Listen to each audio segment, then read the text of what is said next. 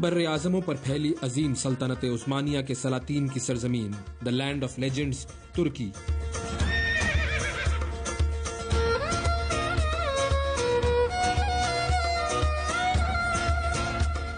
اس کی گلیوں میں اقبال کے روحانی استاد مولانا رومی کے کلام کی بازگشت سنائی دیتی ہے۔ اس کے در و دیوار نے عثمانی فوجوں کی فتوحات کے جشن دیکھے ہیں۔ اس سرزمین نے سلطنت عثمانیہ کا عروج دیکھا ہے۔ سلطنت عثمانیہ ترک سردار عثمان غازی کے ایک خواب کی تعبیر تھی، جس کا ذکر برطانوی مورخ کیرولین فنکل نے اپنی کتاب عثمان کا خواب میں کیا ہے۔ ایک رات عثمان ایک بزرگ شیخ ادیبالی کے گھر میں سو رہے تھے کہ انہوں نے ایک خواب دیکھا کہ ان کے سینے سے ایک درخت اگ کر ساری دنیا پر سایہ ڈال رہا ہے۔ صبح انہوں نے یہ خواب شیخ کو سنایا۔ شیخ ادیبالی نے انہیں مبارک دی اور خواب کی تعبیر بتائی کہ خدا نے شاہی تخت ان کے اور ان کی اولاد کے حوالے کر دیا ہے۔ عثمان غازی 1254 میں ایک چھوٹی سی ریاست سوغوت کے ترک سردار اور تغرل کے گھر پیدا ہوئے۔ ان کے اس خواب نے تاریخ کا رخ موڑ دیا۔ دنیا کی عظیم ترین سلطنتوں میں سے ایک سلطنت آمنیہ کی داغ بیل اسی عثمان غازی نے 13ویں صدی میں ڈالی تھی۔ عثمان غازی کے والد ارطغرل ترک قبیلے کائی کے سردار تھے۔ اپنے قبیلے کو منگولوں کے حملے اور موسم کی شدت سے بچانے کے لیے ارطغرل انہیں وسط ایشیا سے شام کے شہر حلب لے آئے۔ یہاں ارطغرل دنیا کی دو اہم طاقتوں منگول اور بازنطینیوں سے برسر پیکار رہے اور دونوں کو شکست دے کر مسلمانوں کی عظمت رفتہ بحال کی۔ ارطغرل پر بننے والی ٹیلی ویژن سیریز دریلیس ارطغرل پوری دنیا میں مشہور ہے۔ بازنطینی سلطنت کے خلاف خدمات پر انہیں سلجوقی سلطنت کی طرف سے انقرہ کے قریب سوغوت میں زمین عطا کی گئی۔ یہ رات بہت بھاری ہے، لیکن ہم میں سے ہمت کوئی نہیں ہارے گا۔ دشمن سے یہ جنگ ہم اس وقت تک لڑتے رہیں گے جب تک کہ ہم میں سے ایک ایک شخص ان کو ان کے عزائم میں ناکام نہ بنا دے۔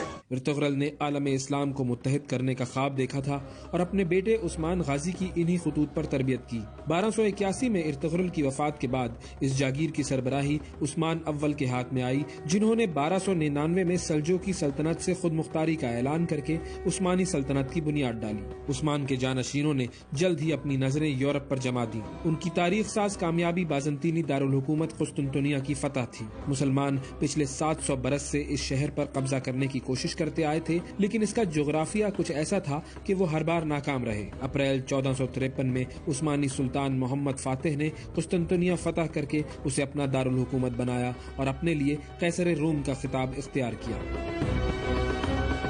سلطان محمد فاتح کے پوتے سلیم اول نے 1516 اور 1517 میں مصر، عراق، شام، فلسطین، اردن اور سب سے بڑھ کر حجاز پر قبضہ کر لیا۔ مکہ اور مدینہ حاصل کرنے کے ساتھ ہی سلیم اول مسلمان دنیا کے سب سے طاقتور حکمران بن گئے۔ عام تصور یہ ہے کہ انہی سے ہی خلافت کا آغاز ہوا اور سلیم اول کو پہلا خلیفہ قرار دیا گیا۔ اس سے پہلے عثمانی سلطان یا بادشاہ کہلاتے تھے۔ سلطنت عثمانیہ 631 سال تک قائم رہی۔ 16ویں اور 17ویں صدی میں یہ دنیا کی سب سے طاقتور سیاسی قوت تھی۔ ہندوستان میں صرف مغل نہیں بلکہ دوسرے ہندوستانی حکمران بھی عثمانیوں کو اپنا خلیفہ سمجھتے تھے۔ اقتدار میں آنے کے بعد ان سے بیعت لینا ضروری سمجھا جاتا تھا۔ جنگ عظیم اول میں عثمانیوں نے جرمنی کا ساتھ دیا۔ اتحادیوں سے شکست کے بعد سلطنت عثمانیہ کو معاہدہ سیورے کے ذریعے تقسیم کر دیا گیا۔ معاہدہ لوزان 24 جولائی 1923 میں سوئٹزرلینڈ کے شہر لوزان میں اتحادیوں اور ترکوں کے درمیان طے پایا، جس کے مطابق ترکی کی حدود بندی کی گئی۔ آبنائے باسفورس کو عالمی سمندر قرار دے دیا گیا